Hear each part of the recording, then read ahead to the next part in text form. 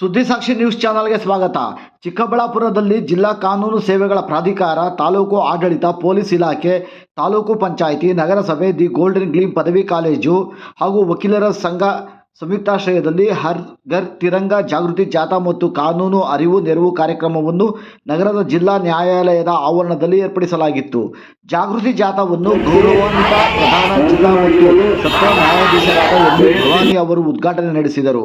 ಮುಖ್ಯ ಅತಿಥಿಗಳಾಗಿ ಹಿರಿಯ ಸಿವಿಲ್ ನ್ಯಾಯಾಧೀಶರಾದ B. Shilpa, tahsildar Anil, DYSP Shivakumar, taluk panchayat EO Manjunath, ನಗರಸಭೆ ಆಯುಕ್ತರಾದ ಉಮಾಶಂಕರ್, ವಕೀಲರ ಸಂಘದ ಅಧ್ಯಕ್ಷ ಶ್ರೀನಿವಾಸ್, ವಕೀಲರ ಸಂಘದ ಪ್ರಧಾನ ಕಾರ್ಯದರ್ಶಿ ಮುರಳಿ ಮೋಹನ್, ದಿ ಗೋಲ್ಡನ್ ಗ್ಲೀಮ್ಸ್ ಪದವಿ ಪೂರ್ವ ಕಾಲೇಜಿನ ಪ್ರಾಂಶುಪಾಲರಾದ ಸಿ. ಮುನಿಕೃಷ್ಣ, ಕಾಲೇಜಿನ ವಿದ್ಯಾರ್ಥಿಗಳು ಕಾರ್ಯಕ್ರಮದ ಜಾಥಾದಲ್ಲಿ ಭಾಗವಹಿಸಿದರು. ವರದಿ ಜಯರಾಮ್, ಕ್ಯಾಮರಾಮ್ಯಾನ್ ವೀರ್ನಾಗ್ ಜೊತೆಯಲ್ಲಿ ಸುದ್ದಿಸಾಕ್ಷಿ ನ್ಯೂಸ್, ಚಿಕ್ಕಬಳ್ಳಾಪುರ.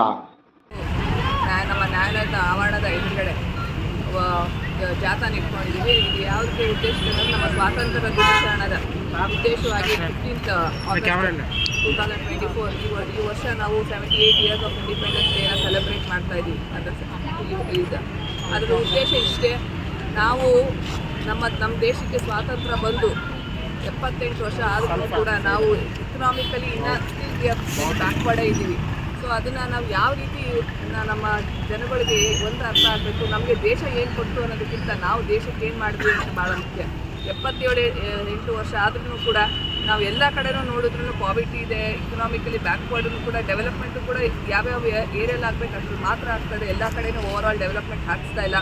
ಇದಕ್ಕೆ ಕಾರಣ ಏನಂತಂದರೆ ವಿದ್ಯಾವಂತರು ಅವರು ವಿದ್ಯಾಭ್ಯಾಸ ಆದ ನಂತರ ನಮ್ಮ ಹೊರದೇಶಕ್ಕೆ ಹೋಗೋದು ಹೆಚ್ಚಾಗಿದೆ. ಸೊ ಎಲ್ಲ ನಮ್ಮ ಮಕ್ಕಳಿಗೆ, ಈಗ ಬೆಳೀತಾ ಇರೋ ಮಕ್ಕಳಿಗೆ ಒಂದು ಅರಿವು ಆಗಬೇಕಂತಂದರೆ ಮುಂದೆ ಅವರು ವಿದ್ಯಾಭ್ಯಾಸ ಮಾಡಿ ಈ ದೇಶದಲ್ಲೇ ಕೂಡ ಕೆಲಸ ಮಾಡ್ತು ಅಂದರೆ ನಮಗೆ ಇವಾಗ ಅಭಿವೃದ್ಧಿ ಇರೋದಕ್ಕಿಂತ ಹೆಚ್ಚಾಗಿ ಅಭಿವೃದ್ಧಿ ಆಗ್ಬೋದು ಅಂತ ಒಂದು ಅನಿಸಿಕೆ.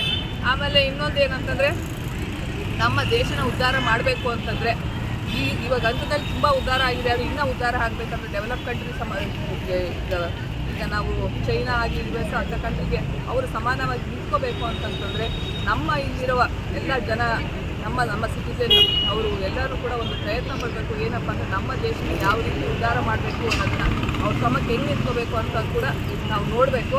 ಅದಕ್ಕೆ ಇಷ್ಟೇ, ನಮ್ಮ ದೇಶನ ಇಲ್ಲೇ ಇಟ್ಕೊಂಡು ಇಲ್ಲೇ ಸಾಧಿಸೋದು ಒಳ್ಳೆಯದು, ಹೊರ ದೇಶಕ್ಕೆ ಹೋಗಿ ಅಲ್ಲೋಗಿ ಕೆಲಸ ಮಾಡಿ ಇದು ಮಾಡೋದಕ್ಕಿಂತ ಅಂತ. ಅದು ಒಂದು.